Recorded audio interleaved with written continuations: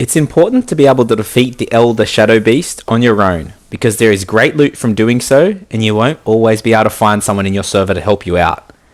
The Elder Shadow Beast can drop the new Heaven's Mandate cannons and lots of Imperial Jade, which is great so you can buy William Blackwood's items whenever you need them.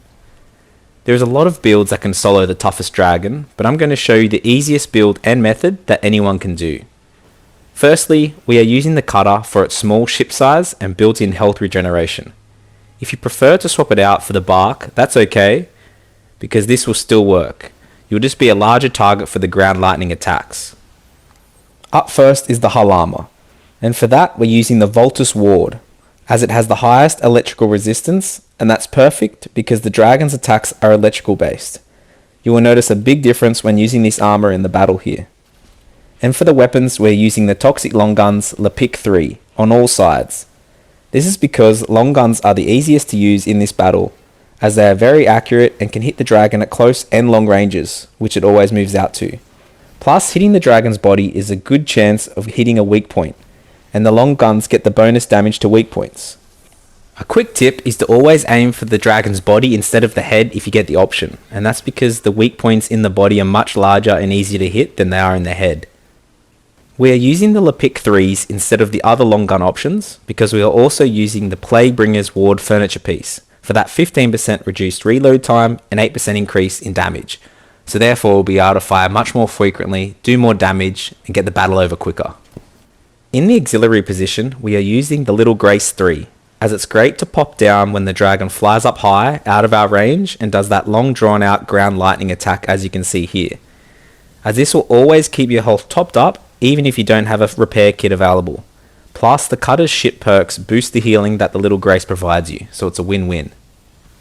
I will show you the full build at the end of the video, but we are aiming for furniture pieces that boost our overall hull health to improve our passive healing and boost our armor rating so we can reduce the damage we receive.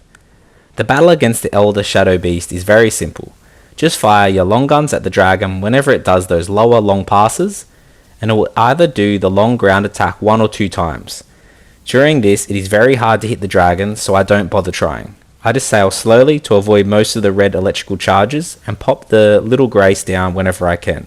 These ground red electrical phases will only take about 1 full minute before it's over, and as soon as it's done you can get back to melting the health with the Toxic Long Guns and repeat. To make it even easier, make sure you have a restoration kit available, and that will remove the ablaze and electrical statuses from you and therefore reduce the damage you take over time. If you don't have the exact furniture pieces I show at the end of the video, there's a few you can swap out for it later on. For example, the leather fashioning station or the iron capstan. But there are more, and if you're unsure which furniture pieces would help or not, let me know what the pieces are in the comments below and I'll help sort it out with you. And that's the basics of how to solo the Elder Shadow Beast. A random player joins me at the end of the fight, but you can clearly see I would have had no trouble soloing the boss by myself.